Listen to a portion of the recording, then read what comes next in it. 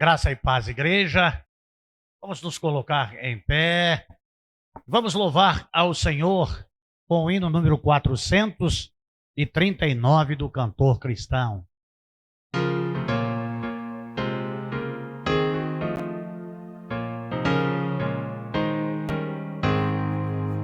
Minha pátria para Cristo, eis a minha petição. Minha pátria tão querida, eu te dei meu coração. Lar prezado, lar formoso, é por ti o meu amor.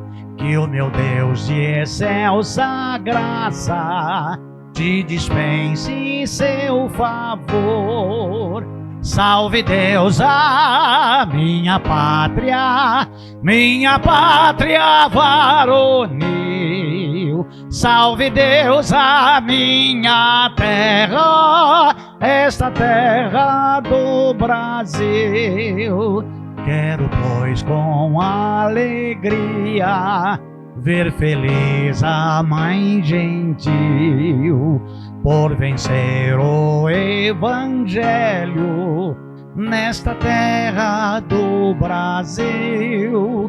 Brava gente brasileira, longe vá temor servil, ou ficar a pátria salva, ou morrer pelo Brasil.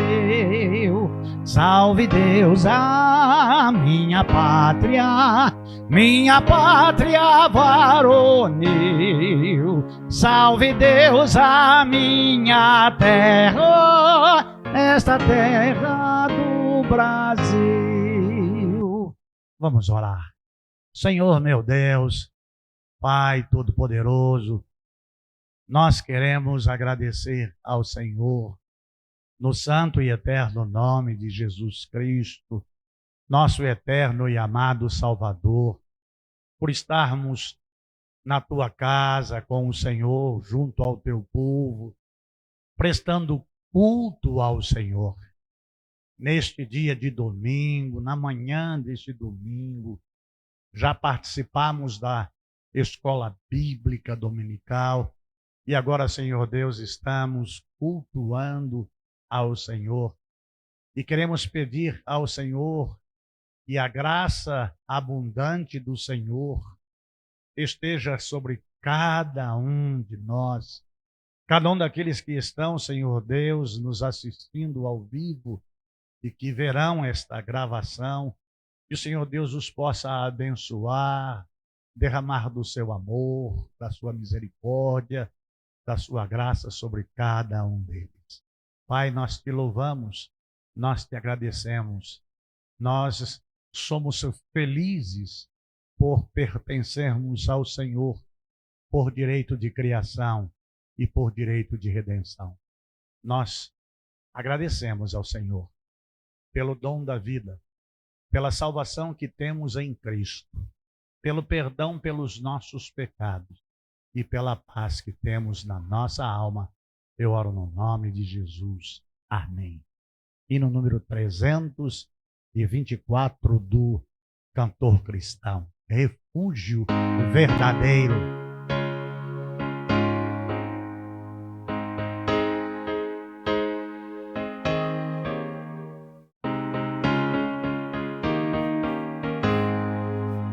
Seguro estou, não tenho temor do mal, sim guardado pela fé em meu Jesus. Não posso duvidar deste amor leal, Ele em seu caminho sempre me conduz. Não me deixará, mas me abrigará, do pecado vil me vem livrar. A sua graça não me recusará, sim, Jesus é quem me pode sustentar. No poder de Cristo Mestre, minha vida salva está. do perigo que cercá-la, Ele poderá livrá-la, seu poder eterno sempre a susterá. Abrigo eterno eu tenho no Salvador, Ele esconde a minha vida em seu poder. Eu recear não posso do malfeitor, que procura pertinaz me enfraquecer. Confiado então nesta proteção, sigo a Cristo e quero ser fiel. Na minha vida cheio de gratidão, sim a meu Senhor e Rei Emanuel. No poder de Cristo Mestre, minha vida salva está, do perigo que cercá-la, Ele poderá livrá-la, seu poder eterno sempre a susterá.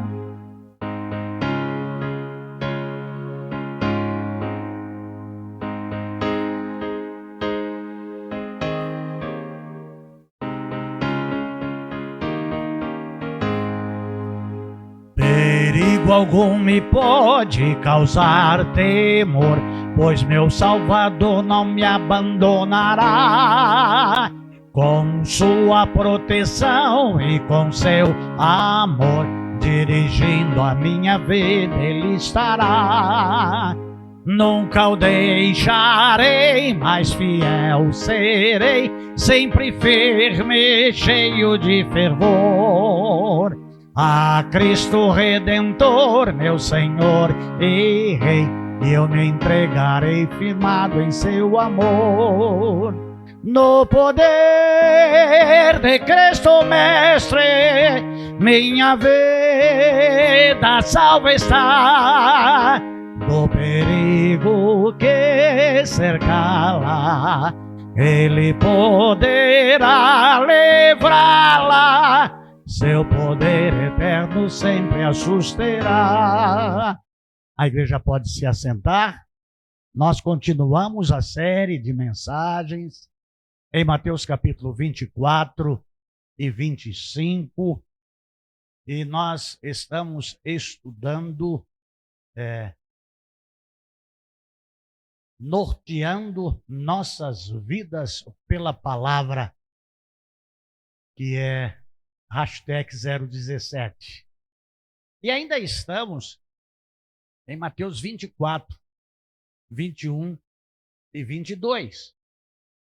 E como nós estamos pregando escatologicamente e estamos vendo também as 70 semanas de Daniel, nós, nas cruzadas dos textos, nós chegamos a Apocalipse capítulo 20. E em Apocalipse capítulo 20, nós temos 4 vertentes escatológicas. Porque desde que Jesus assuntou aos céus, a igreja, desde o seu primórdio, anseia pela volta do Senhor. E no primeiro século, já os pais da igreja falavam acerca da volta de Jesus Cristo.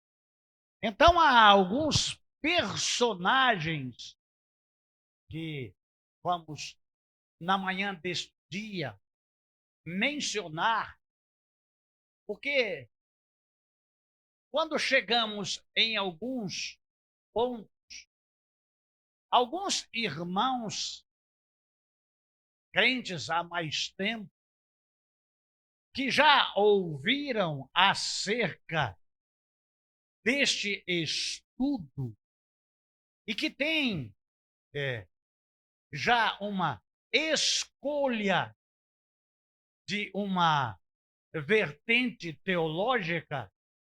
O pastor está à frente aqui e muitas vezes vê algumas pessoas sorrindo, porque pode ser que ele já tenha escolhido qual vertente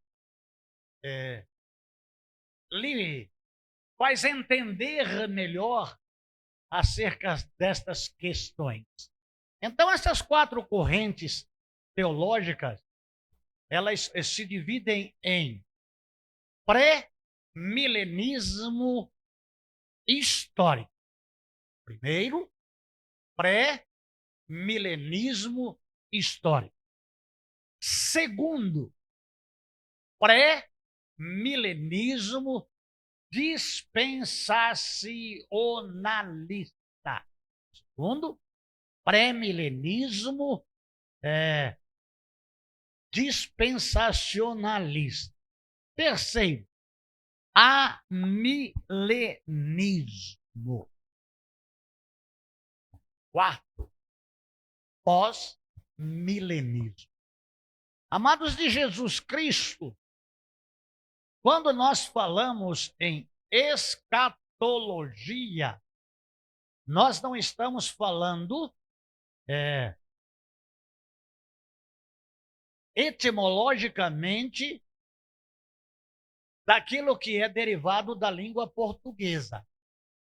Porque se você for procurar nos léxicos que é escatologia na língua portuguesa, você vai ver que é totalmente diferente disso que nós estamos falando.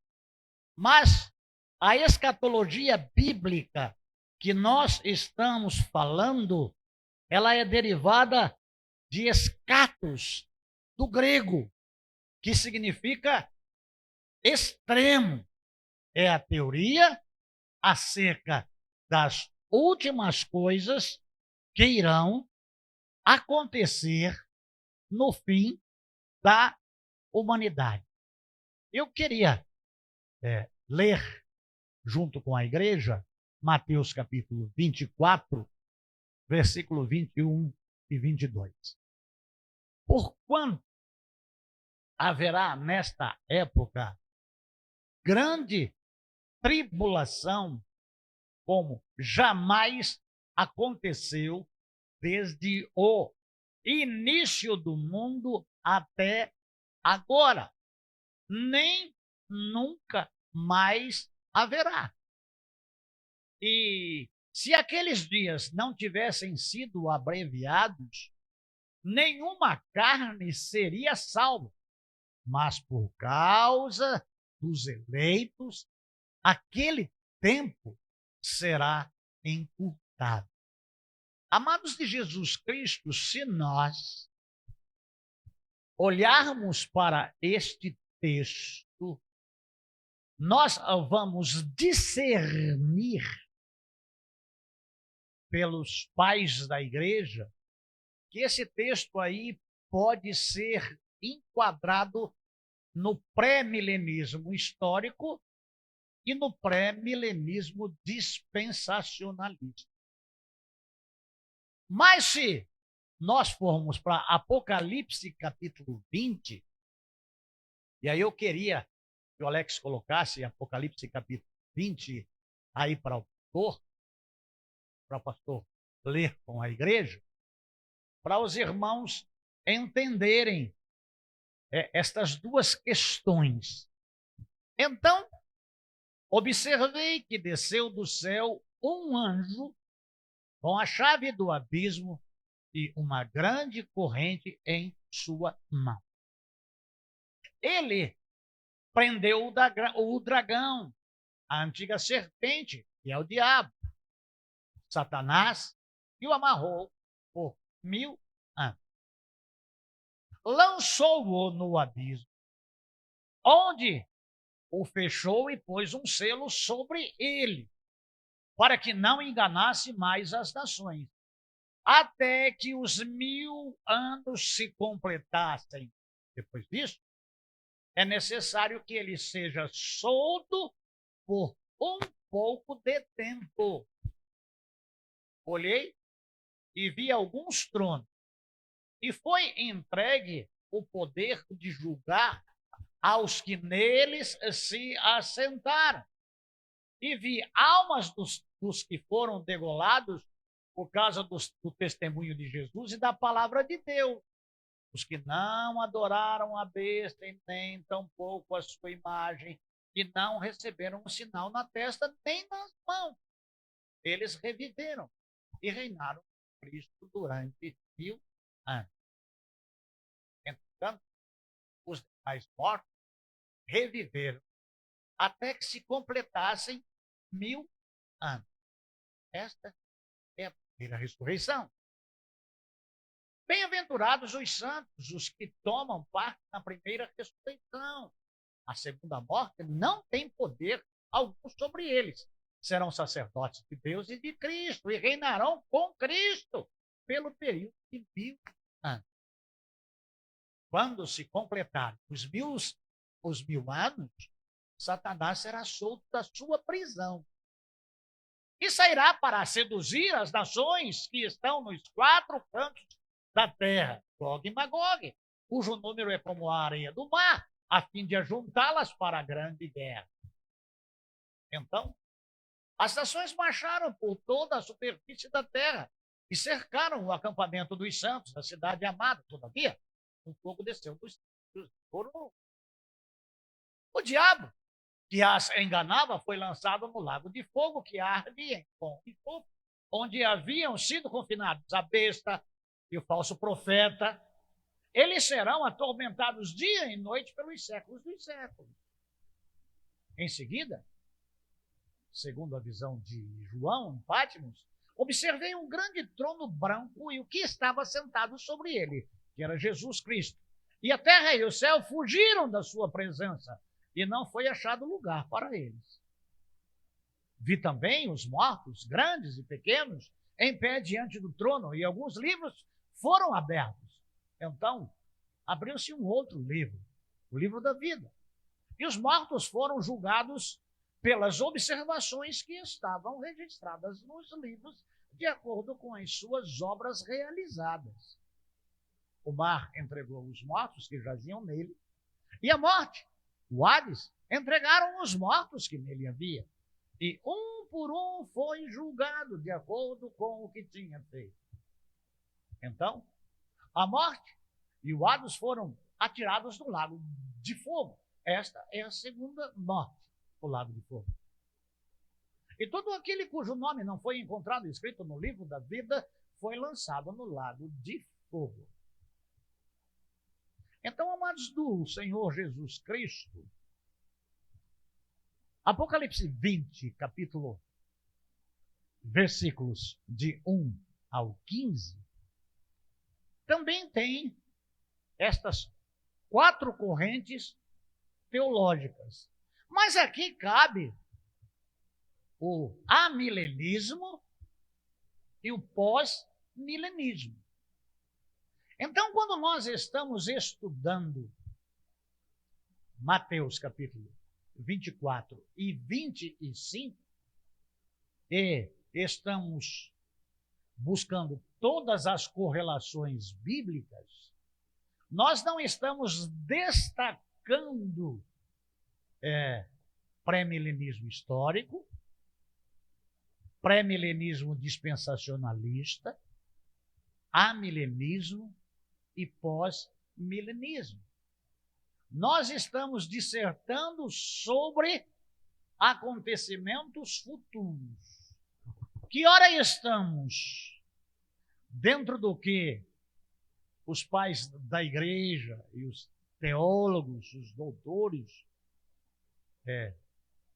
conseguiram entender e seguir esta corrente teológica no que tange aos últimos dias e aos últimos acontecimentos?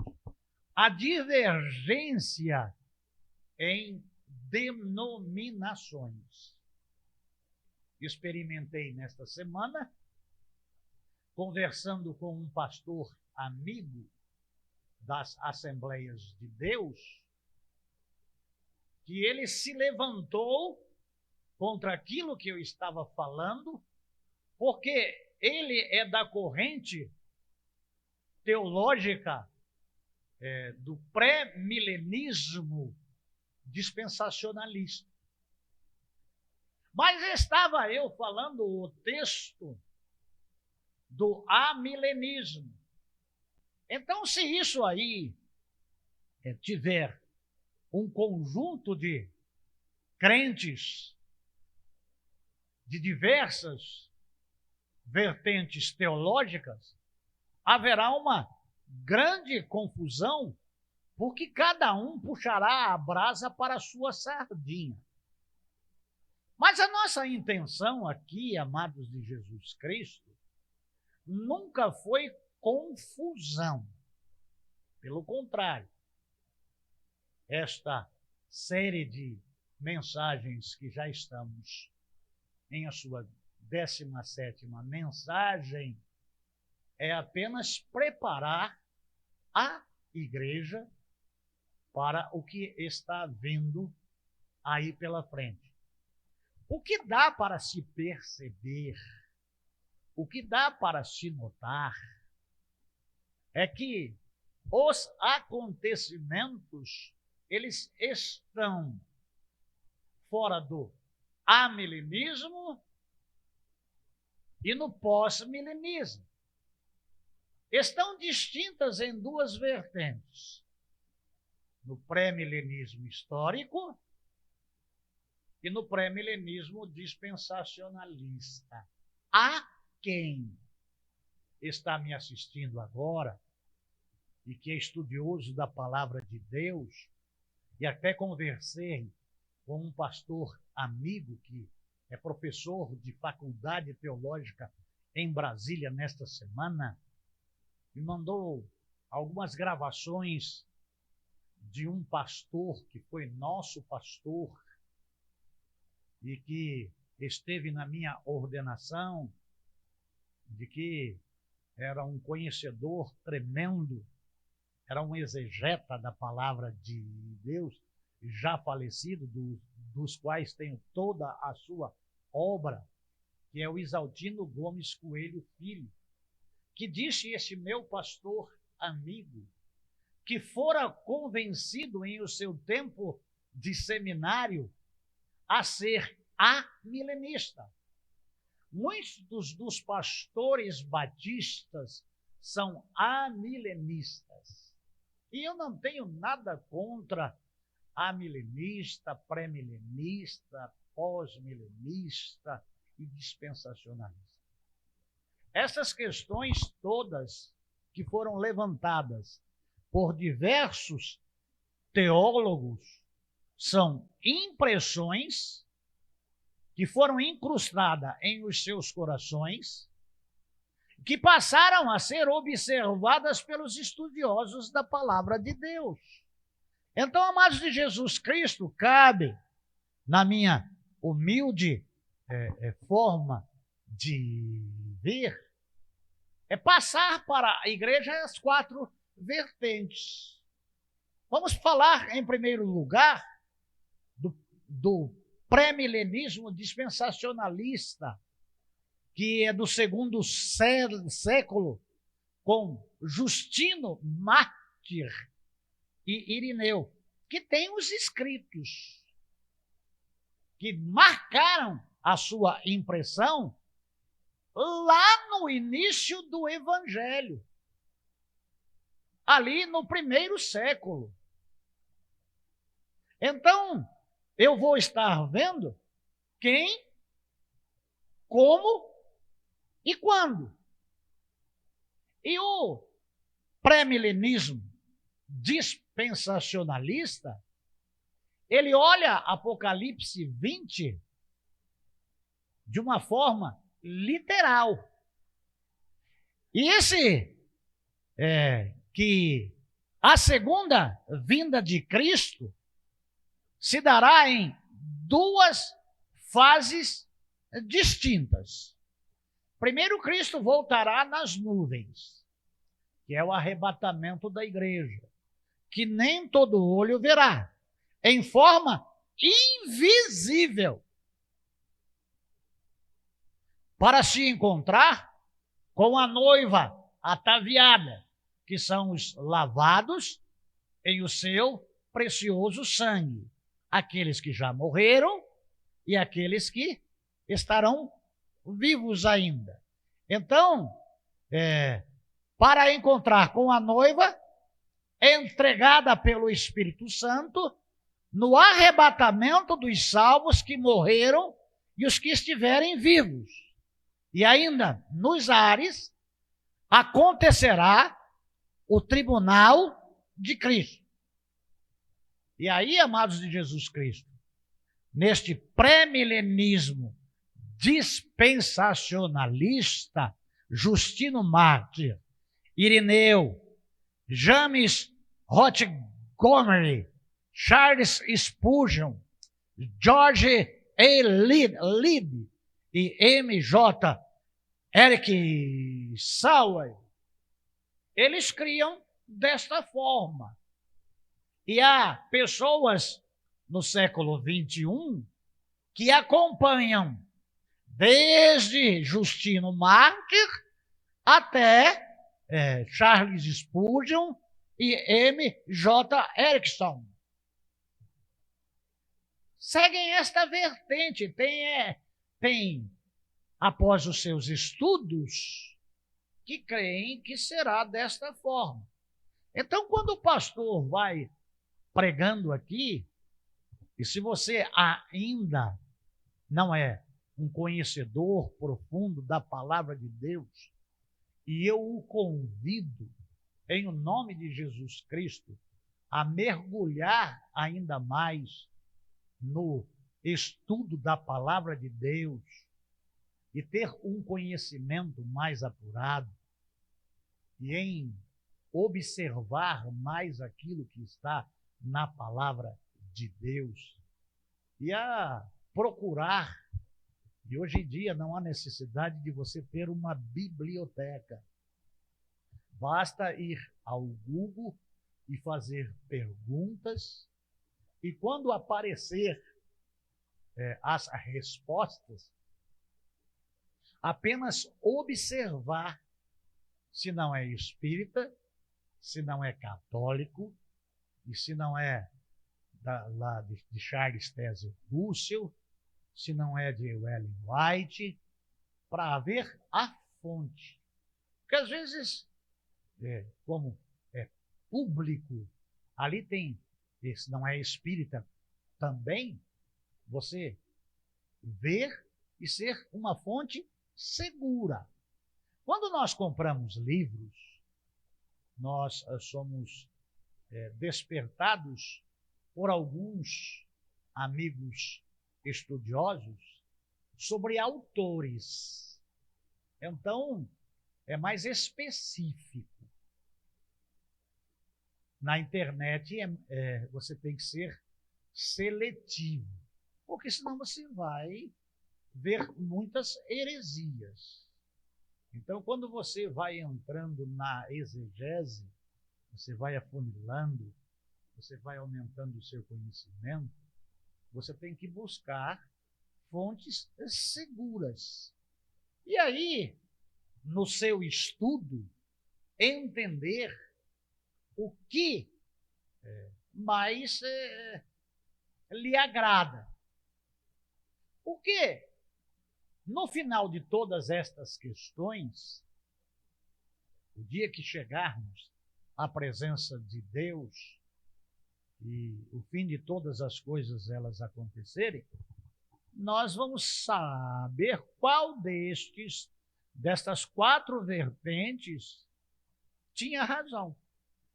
Mas o fato é de que o que Jesus Cristo está falando aos seus discípulos e chegou até nós, e nós começamos essa série de mensagens norteando as nossas vidas pela palavra, fala apenas para a igreja se preparar para se encontrar com o noivo ou estando já morto ou vivo.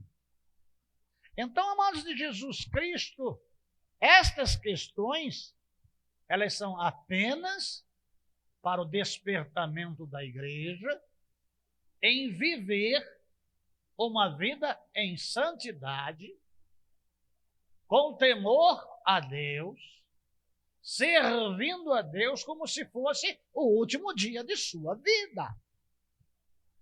Amados de Jesus Cristo, o tempo em que estamos vivendo, no pós-modernismo, enquanto levamos a nossa vida humilde, sossegada e tranquila, cheia de entretenimentos, e muitos dos quais pagos pelo governo, que estão voltados para a virada de chave da ONU em 2030, faz com que as pessoas possam viver felizes, alegres e contentes, achando que tudo está normal, quando há uma manipulação das mídias para que as pessoas não se apercebam, para que aconteça o que aconteceu nos dias de Noé.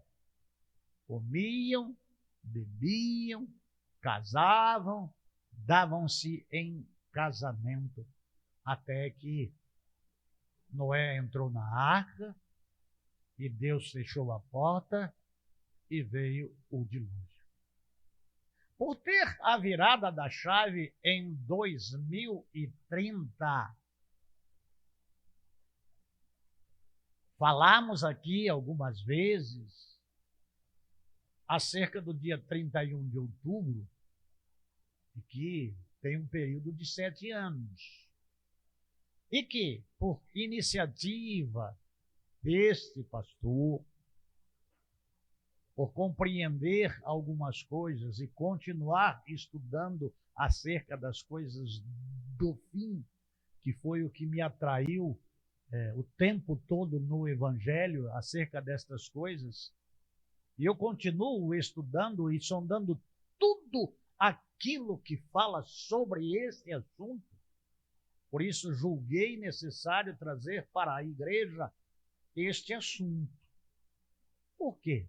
Pode ser que dos que estão conosco, ou até este pastor não esteja mais vivo em 2030. Mas se você estiver em 2030, você vai poder perceber muitas coisas que estão sendo ditas aqui. Mas o fato é de que, se você existir em 2030 ou não, é que você põe em ordem a tua casa. É que você guarde a tua coroa para que ninguém roube de ti. Essas questões são muito importantes. Jesus Cristo disse: não ameis o mundo e nem o que no mundo há. Então, o que está sendo dito é para que você endireite o seu caminho. Porque, como vimos em Apocalipse capítulo 2, aqueles que não 20, aqueles que não estiverem o seu nome escrito no livro da vida serão lançados no lago de fogo.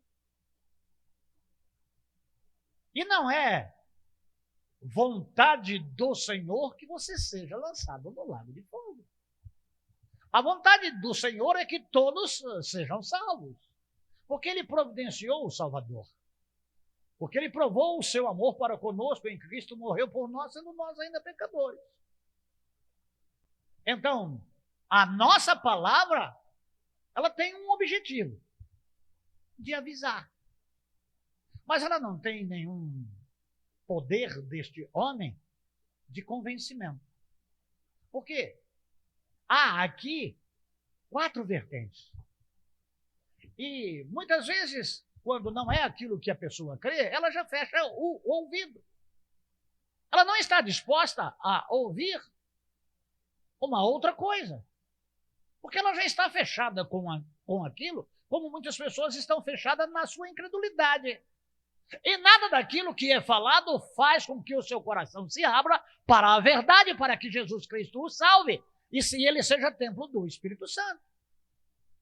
Porque ele pode estar em o seu interior convicto de tudo aquilo que está sendo falado é mera falácia, é mera besteira. Ele é convicto daquilo que ele aprendeu dos pais, dos avós, e aí fechou e não se abre. Deus está dizendo, eu quero salvar você. Jesus está dizendo, eu sou o único Salvador. Eu quero que você vá para o céu. Mas aí você diz, não, isso é tudo besteira. E vai para o inferno porque você quer ir para o inferno. Não que Deus queira que você vá. É o livre-arbítrio que você tem. É você que escolhe. Então, amados de Jesus Cristo, a gente tem que entender essas questões. Aí nós vemos, amados de Jesus Cristo, essas questões aqui. Amados do Senhor, os principais nomes são John M. Darby, C.I. Scofield, L.S. Schiffer, J.D. Pentecost, J.F. Walward, MacArthur, H. Lindsay e outros. Na segunda fase, Jesus virá em poder e grande glória com a sua igreja para livrar Israel. Os escolhidos, Israel que não aceitaram o sinal da besta e condenar e julgar o anticristo e os seus adoradores. Amados de Jesus Cristo, o amilenismo, sem milênio, entre a primeira e a segunda vinda de Jesus Cristo, acontece os 1000 anos. E eles entendem que estes 1000 anos não são literais, são simbólicos. E não estão relacionados a paz e prosperidade na terra. Prevalecerá o caráter espiritual do reino de Cristo. Os crentes já estarão nos céus com Cristo, como igreja triunfante. Satanás será preso e exercerá seu poder de dentro da prisão, limitado, incapaz de barrar o avanço do evangelho a todos os moradores da terra. O pós-milenismo, defendido no 14º século por Martinho Lutero, por Abraham Kuyper, Hermann Bendick, G. Voss C. Bancroft, Anthony Roell, William Hendrick Sen, o pós-milenismo. Entende Apocalipse capítulo 20 como figurado. O milênio seria um período de grande paz e prosperidade, ocasionando pela pregação do Evangelho. Defende que o milênio começou na cruz e queria até o período da sua segunda volta. E Jesus só voltará depois do milênio.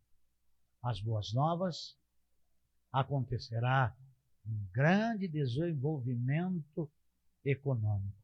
Calvino e a maioria dos puritanos, como Jonathan Edward, John Owen, Charles Hodge, Robert L. Debney, A.G.T. Shedd, Benjamin Warfield e outros teólogos criam desta maneira. Então, todos estes que eu vos falei e mencionei, eles são estudiosos da palavra de Deus. E ao longo dos anos, aqueles que estudam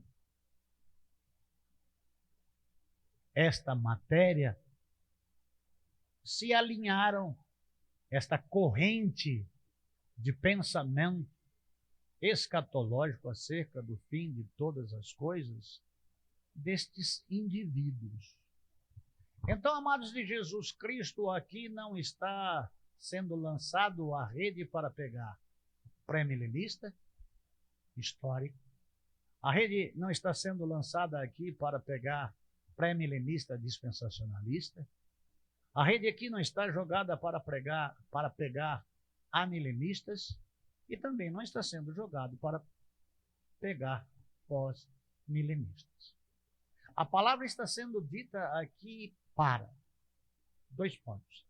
Prepara-te para te encontrares com o teu Deus. Por quê? Porque, amados de Jesus Cristo, no versículo 24, 25 e 26 do capítulo 24 está escrito. Mateus, capítulo 24. Vamos do 23, Alex, de 23 a 26. Então, se alguém vos anunciar, vede, aqui está o Cristo, ou ei-lo ali, não acrediteis.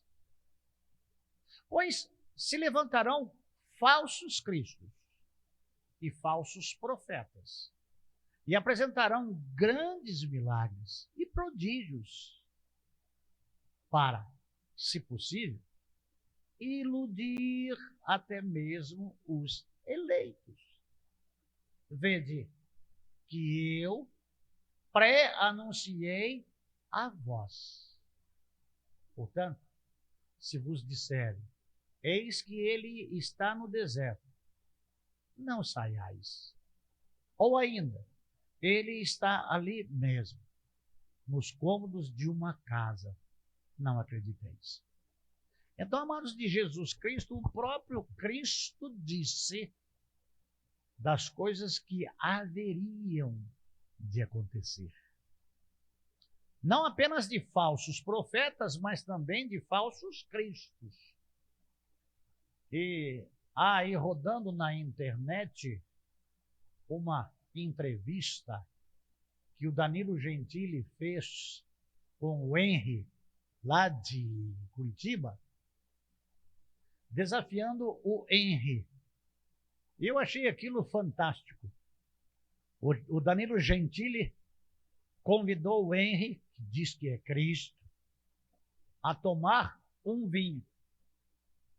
E o falso Cristo disse, joia, vamos tomar um vinho. Só que o Danilo Gentili, ele abriu uma garrafa de água e colocou um copo de água para cada um.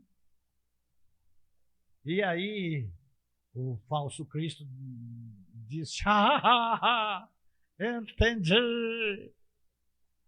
Aí o Danilo disse, dá o seu jeito. Porque se Cristo transformou água em vinho, o falso Cristo teria que, para provar que ele era o Cristo, com a ação tomesística do Danilo Gentili de ver para crer, ele faria o milagre porque ele opera sinais e maravilhas e não custaria nada. Aí ele disse, não, eu só pude fazer isso numa outra época, agora a época é outra, o tempo é outro. Mas, amados de Jesus Cristo, há muitos falsos cristos travestidos de falsos profetas. E as igrejas hiperlotadas, mas de um outro evangelho. Há um falso profeta aí que quando ele é atingido, ele vai rogando praga de câncer, disso, daquilo e daquilo outro. E até houve um repórter que já faleceu e de que ele havia rogado uma praga. Oh, amados de Jesus Cristo, as novas do Evangelho são para chamar as pessoas para o arrependimento, para a salvação, para a remissão dos pecados. As palavras duras Elas são palavras de correção para os crentes colocarem as suas vidas em ordem. Elas não são com o propósito destrutivo de afastar as pessoas do Evangelho, mas a convidá-las a se arrependerem e converter dos seus maus costumes, a melhorar o seu vocabulário, os seus sentimentos, os seus pensamentos, os seus desejos, as suas ações, as suas atitudes. E se porventura estiverem na igreja com vícios, a deixar os seus vícios. E aí os vícios são os mais diversos, desde o mais simples de um cigarro até a prática de toda a ordem de adultério, de prostituição, de feitiçaria. Então, a palavra do Senhor, ela é para correção. A palavra do Evangelho é para ensino. A palavra do Evangelho é para despertamento, a palavra do Evangelho é para revestimento. E a palavra do Evangelho é para que o homem de Deus seja perfeito. Então, todas essas questões aqui é para falar ao homem que está fora do Evangelho, que só Jesus Cristo salva. E que sem Cristo nenhum outro pode salvar. Ah, mas a mãe de Jesus, o que tem a mãe de Jesus? Ela já ressuscitou? Quem morreu na cruz? Foi Jesus ou foi a mãe de Jesus? Quem que foi sepultado? Foi Maria ou foi Jesus? Quem que ficou 3 dias no seio da terra? Foi a mãe de Jesus ou foi Jesus? Quem ressuscitou ao 3º dia? Foi a mãe de Jesus ou foi Jesus? Então há um só Deus e um só mediador entre Deus e os homens, Jesus Cristo. Então só Jesus Cristo salva, porque ele morreu na cruz, porque ele veio dos céus. E a Bíblia diz que ninguém subirá aos céus, senão aquele que dos céus desceu. Que isso fique bem claro. Se você crer ou não, não é problema meu, é problema teu. Se você endireitar o seu caminho ou não, não é problema meu, é problema teu. Se você não segue nenhuma destas correntes teológicas, não tem problema nenhum. Você pode continuar a sua vida como crente, servindo a Deus com alegria, sem escolher aqui nenhuma corrente teológica. Mas você pode santificar a sua vida, porque a palavra de Deus diz: sede santos em toda a vossa maneira de viver. Porquanto escrito está: sede santos, porque eu sou santo. E a Bíblia também diz: sem santidade ninguém verá a Deus. Se você entendeu a mensagem, louvado seja Deus. Se não entendeu a mensagem e quer aprender, eu estou à disposição da igreja e dos irmãos. Estou aqui há 25 para 26 anos, já está chegando próximo de 26 anos, e eu sempre fui pastor 24 horas. Qualquer hora, a minha casa está aberta. Se você não quer ir à minha casa, marque com o pastor, que sempre anda com a esposa. Onde o pastor está, a esposa está também. Nós ficamos aqui lá na igreja segunda, terça, quarta, quinta, sexta, sábado. É tranquilo. Mas não parta desse mundo sem Deus. Não saia dessa vida sem Jesus. não deixe de se preparar e nem crie uma resistência interior dizendo que tudo isso é besteira, porque não é. Porque se fosse besteira, Jesus não nos teria dito. Então, essas coisas são importantes, são interessantes, são muito mais importantes do que a prosperidade. São muito mais importantes do que o determinismo.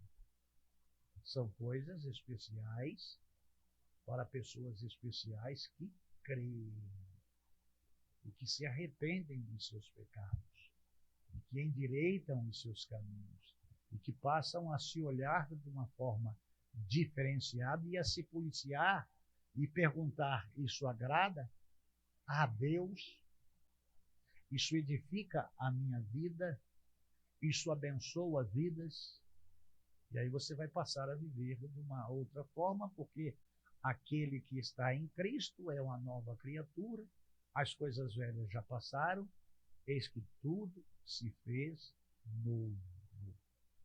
Então, amados de Jesus Cristo, nós continuaremos, se Deus nos permitir, mas à noite, continuarmos dentro deste tema, falando acerca do preparo que a igreja deve ter, até terminarmos em Mateus capítulo 25.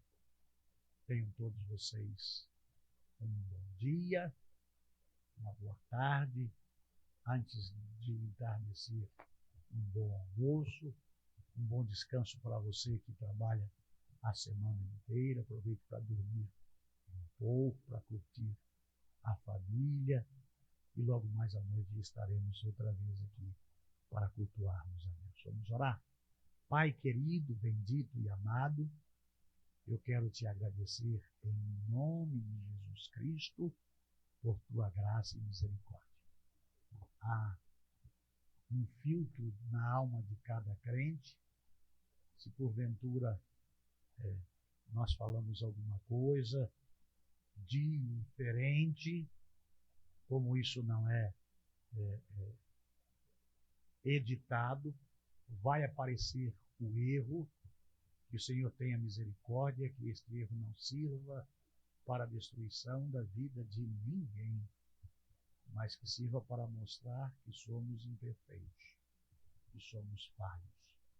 Eu quero pedir a tua misericórdia sobre todos, no nome de Jesus. Amém. Deus abençoe.